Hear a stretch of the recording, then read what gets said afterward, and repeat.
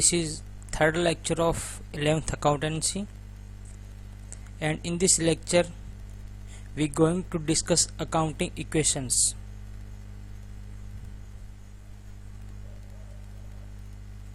Before accounting equation we discuss about balance sheet.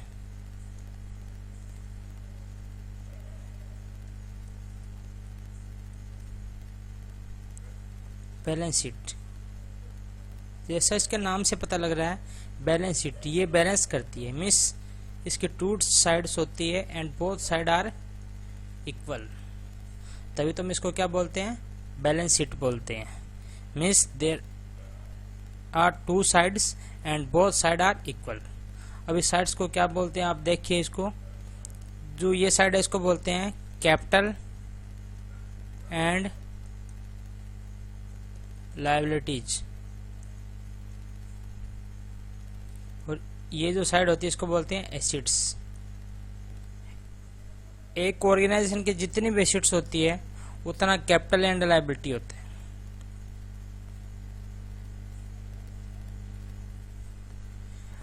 अब assets क्या होता है, हमने डिस्कस किया नॉर्मल क्लास में कि जो फर्म का ओनरशिप में जो भी प्रॉपर्टी होती है वो सारी एसेट्स होती है। For example cash, bank, debtors, fix assets भी होती है। तो ये हमने एक रफली आइडिया लिया है कि ये सारी क्या होती है, हमारी एसेट्स होती है। इनका जो टोटल होता है वो हमारी कैपिटल एंड लायबिलिटी साइड के इक्वल होता है। अब इसको हम टू पार्ट्स में डिवाइड करते हैं, एक तो कैपिटल और एक लायबिलिटीज।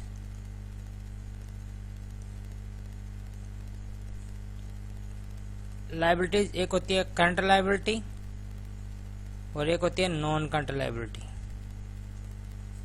ये हमने नॉर्मल क्लास में डिस्कस किया था।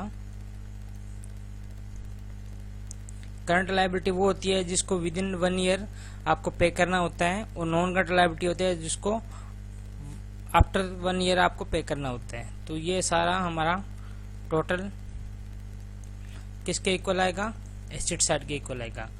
तो ये बैलेंस शीट का फॉर्मेट है। आप अभी तक इतना ही पढ़िए बैलेंस शीट, हम आगे सिलेबस में पूरी बैलेंस शीट करेंगे जब हमारा सोल प्रोप्राइटरशिप के क्वेश्चन आएंगे। तो फिलहाल के लिए बैलेंस शीट का आप इतना रखिए कि इट हैव टू साइड्स, दो साइड होती है, और इस साइड का नाम होता है कैपिटल एंड लायबिलिटी और इस साइड का नाम होता है assets, and both side are equal. तो हमारा जो टॉपिक था अकाउंटिंग इक्वेशन, उसके लिए ये चीजें बहुत इंपॉर्टेंट हैं जो अभी भी मैंने डिस्कस किए। अभी ये जो बैलेंस शीट है उससे हम एक इक्वेशन बनाएंगे, कैपिटल प्लस लायबिलिटीज। मीन्स ये कैपिटल एंड लायबिलिटीज, इन दोनों का इक्वल किसका होता है, एसेट्स के इक्वल होता है ये। तो ये हमारा अकाउंटिंग इक्वेशन हो गया, capital plus liability equal to assets. तो ये हमारा अकाउंटिंग इक्वेशन, अकाउंटिंग इक्वेशन। तो समझ में आया स्टूडेंट्स अकाउंटिंग इक्वेशन क्या होता है। अकाउंटिंग इक्वेशन बैलेंस शीट का जो आइटम होती है उस पर डिपेंड करता है, एंड बैलेंस शीट के टू साइड्स होता है capital and liability and assets, and both side are equal, then equation is capital plus liability equal to assets. तो ये हमारा अकाउंटिंग इक्वेशन बन गया। तो अब इसमें कुछ रूल्स होते हैं अकाउंटिंग इक्वेशन के, जो मैं आपको इमेज के थ्रू शो कर रहा हूं। देखिए, rule of debit and credit आपको शो कर रहा है। देखिए क्या होता है rule of debit and credit. हम अकाउंटिंग इक्वेशन के पर्पज से इस रूल को पढ़ेंगे। वैसे तो हमने अकाउंटिंग रूल्स पढ़े हुए हैं, personal account, real account and nominal account, जो हमारा प्रीवियस लेक्चर में हमने किए थे। तो अब देखिए assets, capital, liability, expenses, revenue. यहाँ पे 5 टाइप की हमारे पास सिचुएशन हो सकती है, एसेट्स की, कैपिटल की, लायबिलिटी की, रिवेन्यू की और एक्सपेंसेस की। इसके अलावा कोई सिचुएशन अकाउंटिंग इक्वेशन में हमारे पास नहीं होगी। अब एसेट्स देखिए, एसेट्स अगर इंक्रीज होगा तो डेबिट होगा, डिक्रीज होगा तो क्रेडिट होगा। एसेट साइड में जो भी ट्रांजैक्शन आती है, ऑल आइटम, वो सारा डेबिट बैलेंस ही होगा उसका। मीन्स जो इंक्रीज होगा तो डेबिट और डिक्रीज होगा तो credit, means opposite. Liability side में और कैपिटल साइड में जो भी आइटम आती है सबका बैलेंस क्या होता है, क्रेडिट होता है। इस चीज को आप अच्छे से पढ़ लीजिए, आगे भी काम आएगी ये चीजें। लायबिलिटी अगर डिक्रीज होता है तो डेबिट, इंक्रीज होता है तो क्रेडिट। मीन्स लायबिलिटी हमें हमारी फर्म को आउटसाइड किसी पर्सन को देना है, तो ये हमारे लिए एक तरह से नुकसान होता है। तो अगर ये डिक्रीज होता है तो डेबिट और इंक्रीज होता है तो क्रेडिट। इसी हिसाब से कैपिटल और लायबिलिटी के सेम रूल है, क्योंकि दोनों एक ही साइड आते हैं। एक्सपेंसेस को हमने पढ़ा था, एक्सपेंसेस हमेशा क्या होता है, डेबिट होता है। हमने पढ़ा था नॉमिनल अकाउंट के रूल। नॉमिनल अकाउंट कहता है कि जो भी एक्सपेंसेस होता है वो डेबिट होता है, और जब कोई चीज डेबिट होती है और अगर वो इंक्रीज होगी तो वो उसी वे में इंक्रीज होगी, मीन्स डेबिट होगी, और अगर वो डिक्रीज होगी तो अपोजिट चल जाएगी, मीन्स क्रेडिट। तो आप ये याद कर लीजिए कि एसेट्स हमेशा डेबिट होता है, लायबिलिटी और कैपिटल हमेशा क्रेडिट होते हैं। इंक्रीज डिक्रीज के चक्कर में मत पड़िए, अपने आप समझ में आ जाएगा। जो चीज जैसे होती है, अगर वो डिक्रीज होगी तो अपोजिट साइड में जाएगी, और इंक्रीज होगी तो उसी वे में जाएगी। रिवेन्यू का हमने पढ़ा था रूल, रिवेन्यू होता है वो हमेशा क्रेडिट होता है। नॉमिनल अकाउंट के रूल पढ़े थे। तो अगर रिवेन्यू इंक्रीज होगा तो फिर क्या होगा, क्रेडिट होगा, और रिवेन्यू अगर डिक्रीज होगा तो वो क्रेडिट की जगह फिर डेबिट हो जाएगा। तो ओके स्टूडेंट्स, आप इसको ज्यादा डिटेल में हमारे डिस्कस करिए। आप सिर्फ ये देखिए कि एसेट्स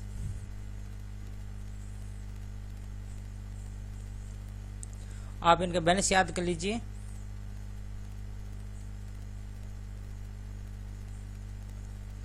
एसेट्स होता है उसका बैलेंस डेबिट होता है, कैपिटल एंड लायबिलिटी का जो बैलेंस होता है वो हमेशा क्रेडिट होता है, एक्सपेंसेस का बैलेंस होता है वो डेबिट होता है। नॉमिनल अकाउंट के रूल हमने पढ़े थे, और इनकम का जो बैलेंस होता है वो क्रेडिट होता है। बस आप ये चीज याद कर लीजिए। अगर ये इंक्रीज होगा तो ये डेबिट, ये क्रेडिट, ये डेबिट, ये क्रेडिट, मीन्स सेम वे में, और अगर डिक्रीज होगा तो अपोजिट, डेबिट वाला क्रेडिट, क्रेडिट वाला डेबिट। तो आप ये 4 बातें याद कर लीजिए, आपको ये ऊपर वाले रूल आपको याद हो जाएंगे सारे। क्या आपकी स्क्रीन पे कुछ ट्रांजैक्शन है जिसको हम कवर करेंगे। पहले देखिए क्या बोल रहा है, open A bank account in state bank of India with an amount of 4,80,000। Means ये क्या, उसने बैंक में अकाउंट ओपन किया और उसमें पैसे डिपॉजिट कर दिए। मीन्स वो क्या कर रहा है, एक तरह से कैपिटल इन्वेस्ट कर रहा है, कैपिटल इन्वेस्टमेंट इन बिजनेस। उन्होंने बिजनेस के नाम से अकाउंट ओपन करवाया SBI में, और वहां पे 4,80,000 रुपये डिपॉजिट करा दिया। तो ये क्या है, तरह से capital investment in business. Second transaction देखिए, ब्राउड फर्नीचर फॉर 60,000, उसने फर्नीचर खरीदा 60,000 का, and cheque was issue on the same day, और उसके बदले में उसने चेक दे दिया। Bought plant and machinery for the business for 10,000 and cash is paid to messrs Hind machinery stores.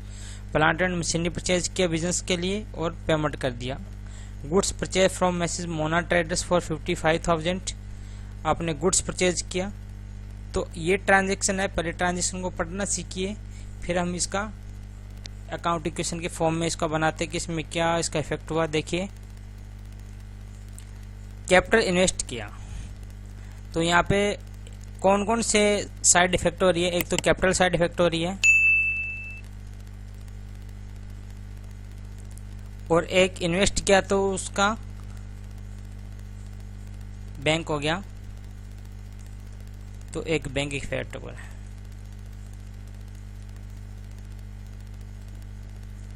Capital और बैंक। यहाँ पे उसने फर्नीचर खरीदा एक फर्नीचर फैक्टर है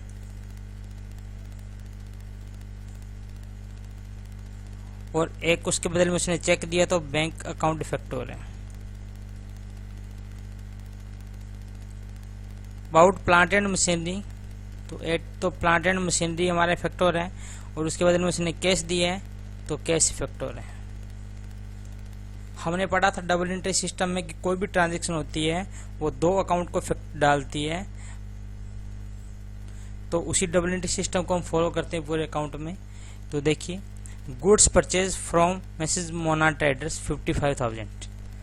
अब ये पता नहीं कि ये कैश है या क्रेडिट है, तो मैं आपको बता देता हूँ कि जब तक कुछ ना कहा जाए तो क्रेडिट ही मानना है, मीन्स उधार ही मानना है, अगर वहाँ पे स्पेशल कैश मेंशन नहीं है तो।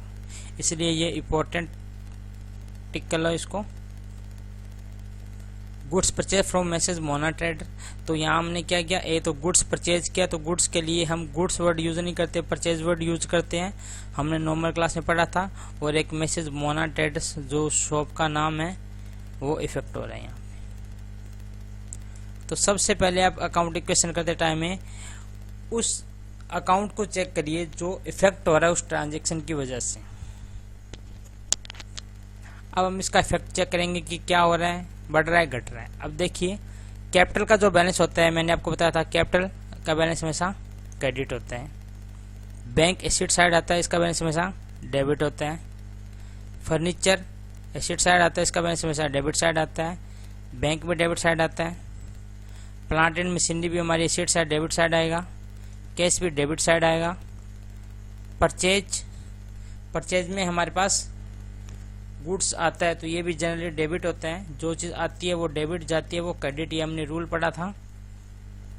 मैसेज मोना ट्रेडर हमारे लिए लाइबिलिटी है कि हमने मोना ट्रेडर से गुड्स परचेज किया था उधार क्रेडिट पे, तो ये क्या हमारे लिए एक लाइबिलिटी है, हमें इसको पैसे वापस देने हैं। तो लाइबिलिटी हमेशा क्या होती है, क्रेडिट होती है। देखिए, आप स्टार्टिंग के एक दो क्वेश्चन है वो पूरे डीप एनालिसिस के साथ कर लीजिए कि कौन से अकाउंट इफेक्ट हो रहे हैं और उस अकाउंट का नॉर्मल बैलेंस क्या रहता है।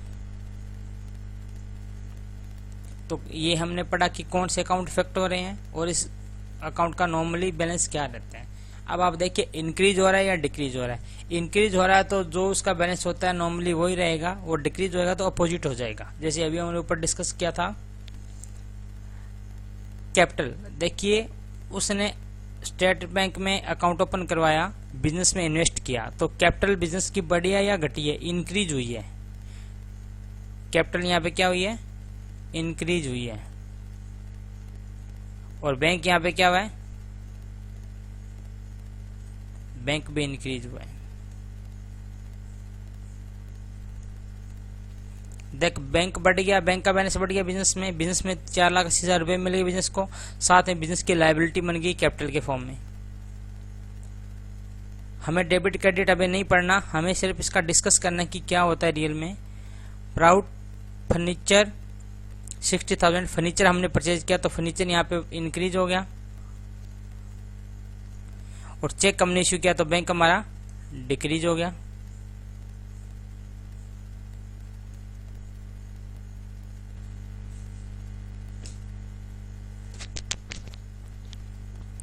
नेक्स्ट में about plant and machinery for the business, आपने प्लांट एंड मशीनरी परचेज किया तो ये इंक्रीज हो गया। और कैश पेड कर दिया आपने, तो कैश यहाँ पे डिक्रीज हो गया। गुड्स परचेज, तो परचेज यहाँ पे इंक्रीज हो गया।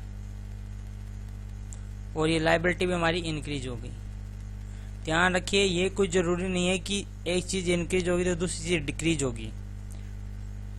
हो सकता है इंक्रीज होने वाली चीज एसेट्स हो और डिक्रीज होने वाली चीज लायबिलिटी हो, तो फिर दोनों का बैलेंस एक जैसा ही आएगा, वो आप देख लीजिए। यहाँ पे देखिए, परचेज आपने गुड्स खरीदा तो इंक्रीज हो गया, और मोना ट्रेड से आपने खरीदा है लायबिलिटी, तो आपकी लायबिलिटी क्रेडिट हो गई, तो ये भी क्या हो गया, इंक्रीज हो गया। तो स्टूडेंट्स, ये आप नॉर्मली इसको देख लीजिए। हमें तो ट्रांजेक्शन करते हैं, अकाउंटिंग क्वेश्चन में अभी नहीं चल रहे हैं हम, अभी हम करेंगे अकाउंटिंग क्वेश्चन।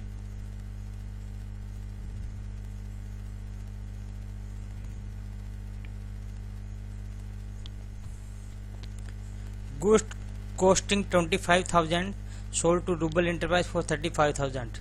तो यहाँ पे कौन कौन से इफेक्ट हो रहे हैं? एक तो हमारा स्टॉक, या इसको स्टॉक नहीं बोलेंगे, हम सेल बोल देंगे। स्टॉक हमारा क्या हो रहा है यहाँ पे? डिक्रीज हो रहा है क्योंकि बिक गया, सोल्ड हो गया। रूबल इंटरप्राइज को हमने सेल कर दिया। अब यहाँ पे भी मेंशन नहीं है कैश क्या क्रेडिट क्या, तो हम मानेंगे क्रेडिट। ये क्रेडिट का जो है कंसेप्ट, ये सिर्फ गुड्स के ट्रांजैक्शन में यूज करना है। नॉर्मल एसेट्स के ट्रांजैक्शन में आपको कैश ट्रीट करना है इसको।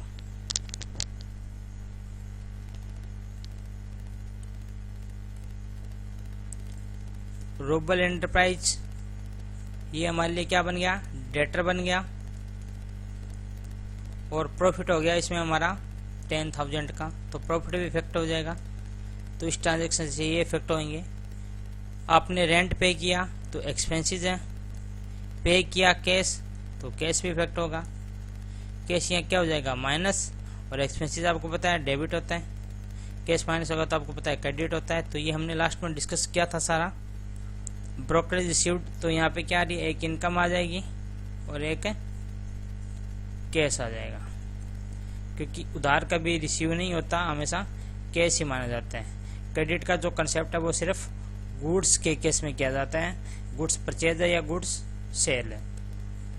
तो स्टूडेंट्स अभी तक हमने ये पढ़ा है कि कौन सी ट्रांजैक्शन से कौन से अकाउंट इफेक्ट हो रहे हैं। अकाउंट इक्वेशन अभी हमने स्टार्ट नहीं किया, इस बात को ध्यान रखिए आप। तो अभी तक ये आपका क्लियर हो चुका है, क्योंकि ये पीछे की क्लास का हम रिवाइज करा रहे हैं। हमारा जो नॉर्मल हमने टर्म्स पढ़ी थी अकाउंटिंग। चलिए अब इसको करते हैं अकाउंटिंग इक्वेशन में convert.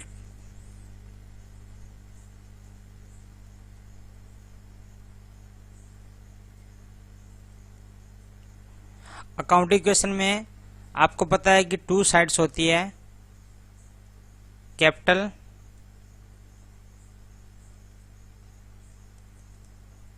Plus liabilities equal to assets. ये हमने देखा था। अब इसी के रिस्पेक्ट में हम सारी ट्रांजैक्शन करेंगे। ये ट्रांजैक्शन नंबर 1, देखिए इसका क्या होता है। Open A bank account in state bank of India with an amount of 4,80,000। Capital यहाँ पे इंक्रीज हो गया तो यहाँ प्लस कर दो 4,80,000, और फर्म के अंदर कैश आ गया तो यहाँ कैश लिखे 4,80,000 प्लस कर दो। समझ में आया? कैपिटल इंक्रीज हो रही है, एसेट्स भी इंक्रीज हो रहा है। हम यहाँ पे डेबिट और क्रेडिट नहीं पढ़ रहे। डेबिट और क्रेडिट मैंने आपको नॉर्मली समझाया था कि कौन सी ट्रांजैक्शन से कौन से अकाउंट इफेक्ट हो रहे हैं, और उस अकाउंटिंग इफेक्ट से डेबिट हो रहा है या क्रेडिट हो रहा है। लेकिन यहाँ पे जो टॉपिक है वो अकाउंटिंग इक्वेशन है, लेकिन अकाउंटिंग इक्वेशन जानने के लिए हमें उसका इफेक्ट जानना बहुत जरूरी होता है। Next transaction number 2, bought furniture for 60,000 and cheque was issue on the same day. 60, एक चीज ध्यान रखें, यहाँ पे कैश नहीं आएगा, सॉरी यहाँ पे बैंक आएगा, क्योंकि हमने बैंक में अकाउंट ओपन करा रखा है। यहाँ स्टेट बैंक ऑफ इंडिया दे रखा है तो बैंक आएगा 4,80,000। बाउट फर्नीचर फॉर 60,000, आपने फर्नीचर परचेज किया तो फर्नीचर किस साइड आएगा? एसेट साइड आएगा। 60 का आपने परचेज किया तो 60 प्लस हो जाएगा, और कैश आप बैंक से आपने चेक दे दिया तो 60 यहाँ से माइनस हो जाएगा। आप इसका इफेक्ट चेक करते रहिए, साथ साथ दोनों नंबर इक्वल आ रहा है। 480 सेकंड नंबर का देखिए 60 से 60 माइनस 0, और इधर 0 है ही, तो ये साइड भी इक्वल आ गया। Third, bought plant and machinery for the business for 10,000 and cash is paid. आपने प्लांट एंड मशीनरी परचेज किया और कैश दे दिया, तो प्लांट एंड मशीनरी किधर आएगा? इधर आएगा। एसेट्स में कितने का परचेज किया? 10,000 का, और बदले में आपने क्या दे दिया? कैश दे दिया, तो कैश हम बैंक में माइनस कर देंगे 10,000। ओके, तो ये भी हमारी क्या आ गई? इक्वल आ गई। देखिए कैपिटल लायबिलिटी साइड कुछ नहीं है, प्लांट मशीनरी प्लस है, और कैश और बैंक यहाँ पे क्या है? माइनस है, तो ये भी 0 आ गया, ये भी 0 आ गया। Transaction number 4, goods purchase from message Mona traders. Goods purchase किया आपने तो आपका स्टॉक क्या हो गया? प्लस हो गया। तो स्टॉक किधर आता है? स्टॉक आता है हमारा एसिड साइड में, तो स्टॉक प्लस हो गया 55,000। और आपने मोनाट्रेड से परचेज किया, तो मोनाट्रेड यहाँ पे क्या है कि क्रेडिटर है, मीन्स ये एक लाइबिलिटी है, हमें पैसे देने हैं, क्योंकि हमने इसको क्या माना था, क्रेडिट माना था। तो ये लाइबिलिटी किधर आ जाएगा, इधर आ जाएगा। तो इसका नाम लिखना पड़ेगा हमें, मैसेज मोनाट्रेड 55,000। कैपिटल हमारी कुछ है ही नहीं, तो ये देखिए ट्रांजेक्शन नंबर 4 55,000 और 55,000, तो both side are equal.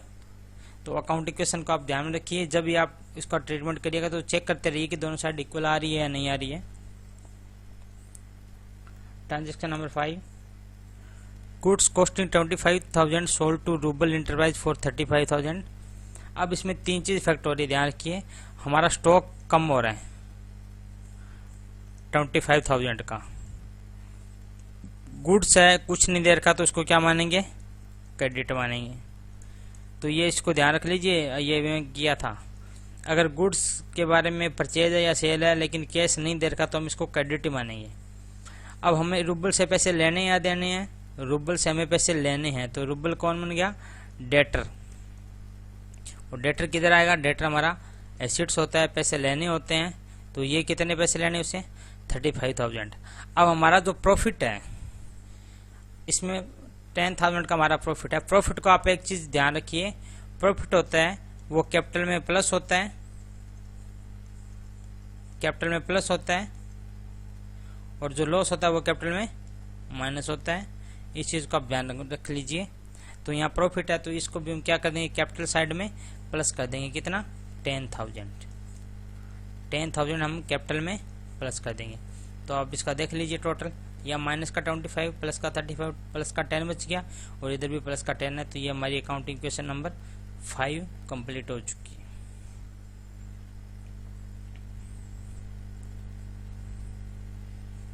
Transaction number 6, paid the monthly store rent. Rent यहाँ पे क्या, एक्सपेंसेस। अभी मैंने बताया था एक्सपेंसेस होता है वो कैपिटल में से क्या होता है, माइनस होता है, और आपने पेड कर दिया तो कैश से भी क्या हो जाएगा, माइनस हो जाएगा। तो एक बार कैश से माइनस कर दीजिए, या बैंक जो भी है उसे इधर माइनस कर दीजिए, कितना, 2500, और इधर कुछ है नहीं, कैपिटल में से माइनस कर देना 2500, लाइबिलिटी में कुछ है ही नहीं, तो लाइबिलिटी के नीचे 0 लिख दो। तो ये देखो माइनस का 2500 और यहाँ पे भी माइनस का 2500, दोनों both side is equal. Next transaction, brokerage received for 5,000, ये हमें कैश में मिली है। देखो ये सेल्फ अंडरस्टैंडिंग है कि अगर हमें रिसीव हुई है तो वो कैश में रिसीव हुई होगी या चेक मिला होगा। तो यहाँ पे क्या है, एक तो है इनकम। इनकम आपको पता है कि अभी मैंने बताया था कि इनकम या प्रॉफिट होता है वो कैपिटल को क्या कर देता है, प्लस कर देता है, और एक यहाँ पे कैश क्या हो जाएगा, प्लस हो जाएगा। तो आप देख लीजिए ट्रांजेक्शन नंबर 7 का, इधर कैपिटल में से 5,000 प्लस हो जाएंगे, और लाइबिलिटी में कुछ नहीं होगा तो लाइबिलिटी के नीचे 0 लिख दीजिए या खाली छोड़ दीजिए, और इधर कैश में क्या आ जाएगा हमारे पास 5,000 प्लस हो जाएगा। तो ये साइड, दोनों साइड देखिए, दोनों साइड इक्वल आ रही है। तो स्टूडेंट आप इस हिसाब से इसको करते जाइए। अभी हम और क्वेश्चन डिस्कस करेंगे इसके बारे में, तो आपको ये कंसेप्ट क्लियर हो जाएगा अकाउंट इक्वेशन का।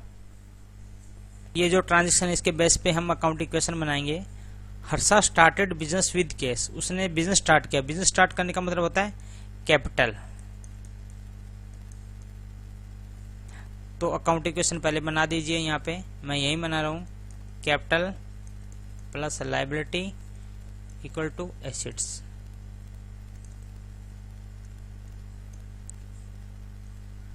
हर्षा ने बिजनेस स्टार्ट किया, बिजनेस स्टार्ट किया मीन्स कैपिटल, तो कैपिटल यहाँ पे इंक्रीज होगी कितनी, 2 लाख, और उसने कैश किया तो यहाँ पे कैश इंक्रीज हो गया 2 लाख। ये हमारी ट्रांजेक्शन नंबर ए।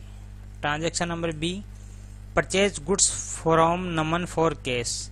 आपने नमन से खरीदा लेकिन कैश में खरीदा, तो हमें नमन से कोई लेना देना नहीं है, हमारा कैश इफेक्ट हो रहा है। गुड्स आया मीन स्टॉक बढ़ गया, तो स्टॉक किधर आएगा, स्टॉक आएगा एसिड साइड में।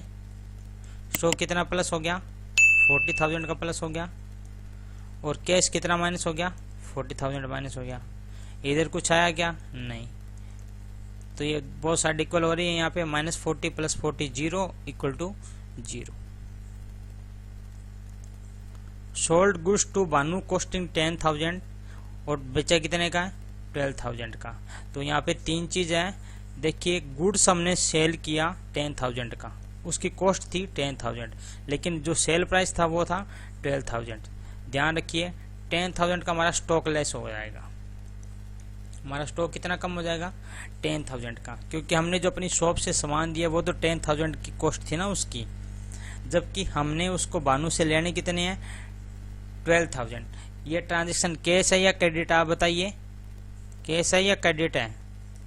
देखिए यहाँ पे क्या था, गुड्स की बात हो रही है और कुछ नहीं देखा कैश का, तो हम किसको मानेंगे? क्रेडिट को मानेंगे। मिस बानू से हमें पैसे लेने हैं, तो यहाँ आप उसको बानू नाम लिख के उसके नीचे 12,000 प्लस कर दो, बानू प्लस में 12,000। अगर यहाँ पे कैश होता तो कैश में हम 12,000 प्लस कर देते हैं, लेकिन यहाँ पे कैश नहीं है तो हमने क्रेडिट माना है, तो जहाँ कैश आएगा वहाँ बानू आ जाएगा उसकी जगह बस। अब इस ट्रांजेक्शन में देखिए 2,000 का हमारे को क्या हो रहा है? प्रॉफिट हो रहा है। और मैंने अभी डिस्कस किया था, जो प्रॉफिट होता है वो हमारे कैपिटल में क्या हो जाएगा?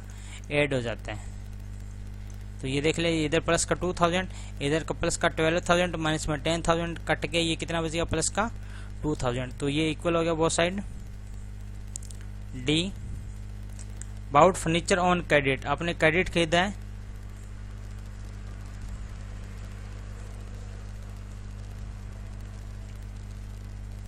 देखिए आपने फर्नीचर परचेज किया तो फर्नीचर आपका क्या हो गया?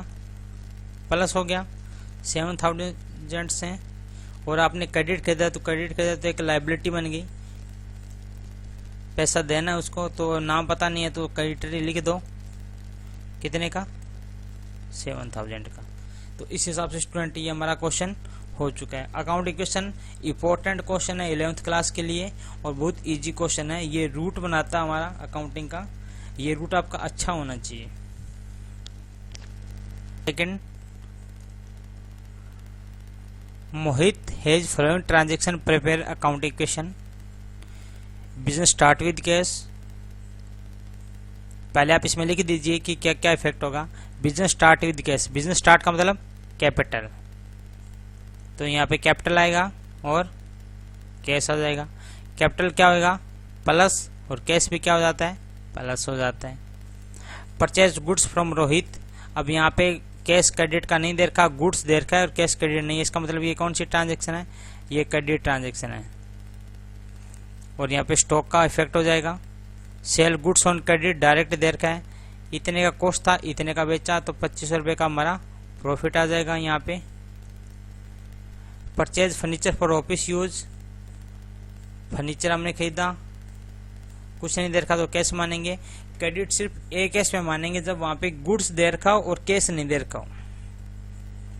तो आप नोट कर लीजिए एक चीज, जब इक्वेशन में गुड्स दे रखा हो और कैश नहीं दे रखा हो, जब ये सिचुएशन आती है तो हम इसको क्रेडिट ट्रीट करते हैं।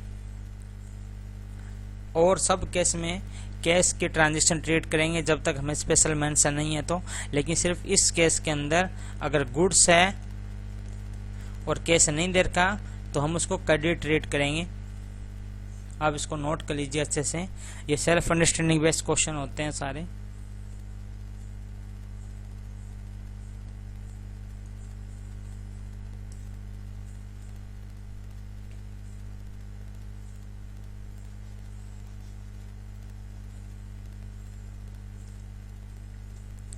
तो चलिए हम इसका बनाते हैं अकाउंटिंग क्वेश्चन।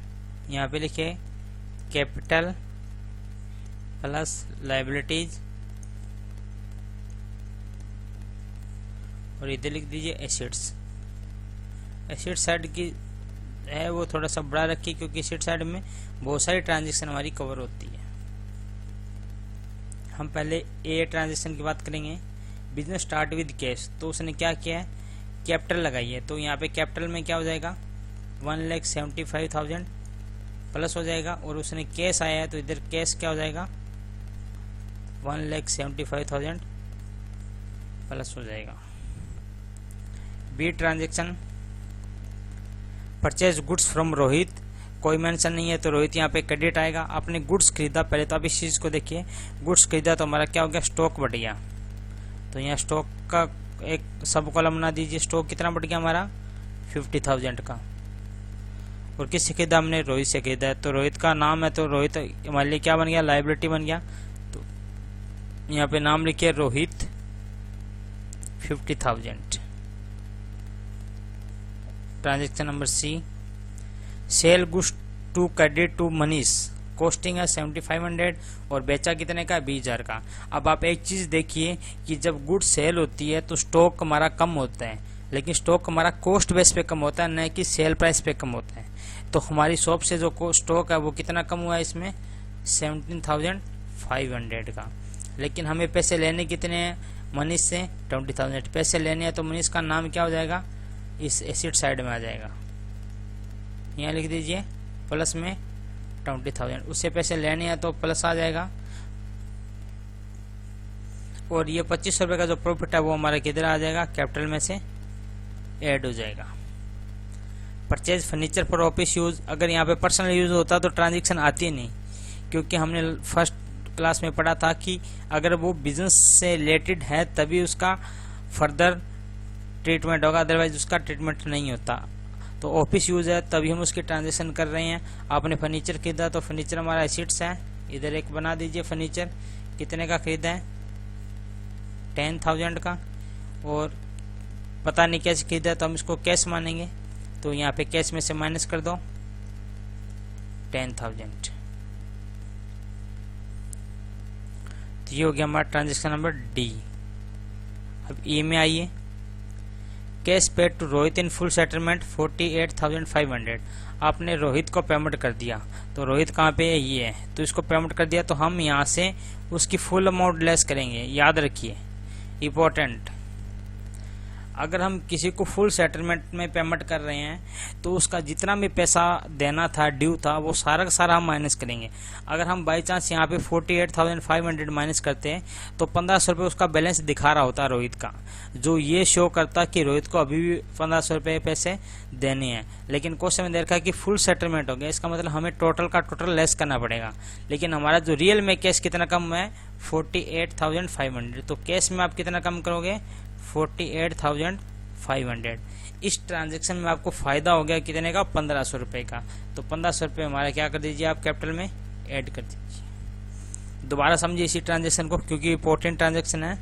जब भी आप किसी को फुल पेमेंट करते हो तो जो उसका लायबिलिटी थी 50,000 वो सारी की सारी हम माइनस करेंगे। लेकिन जो हमारे पास से जो कैश कम हुआ है वो रियल कितना कम हुआ है, 48,500। देखो हमारा सेटलमेंट हो गया 50,000 का, लेकिन हमारे पैसे लगे 48,500। तो 1500 का हमें बेनिफिट हो गया, तो वो हम क्या कर देंगे, कैपिटल में प्लस कर देंगे।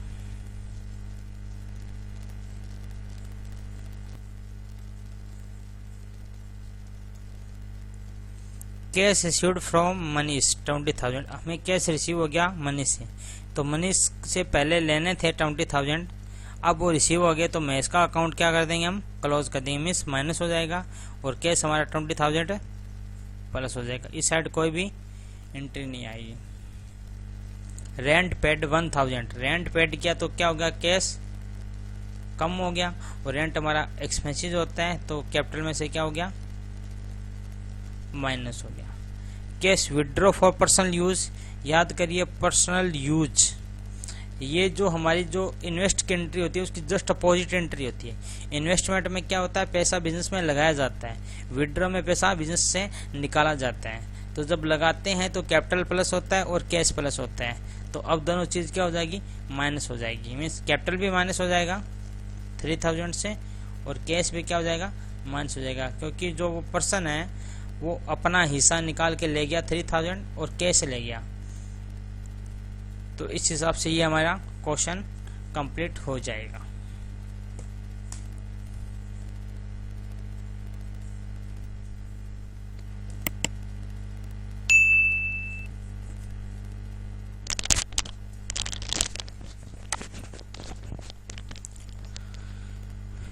तो ओके स्टूडेंट्स, ये आपका होमवर्क है, आपकी स्क्रीन पे जो दिख रहा है question number 4 and question number 5 ये आपको होमवर्क करना है। अगर आपको इसमें कोई भी प्रॉब्लम आए तो इसमें बता दीजिए। ये होमवर्क हमने एनसीईआरटी से के क्वेश्चन से उठाए हैं।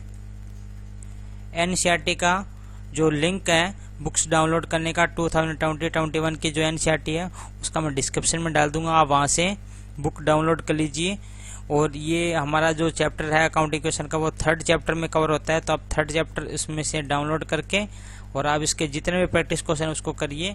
अगर आपको फिर भी कोई प्रॉब्लम आ रही है तो आप मुझसे पूछिएगा। Okay students,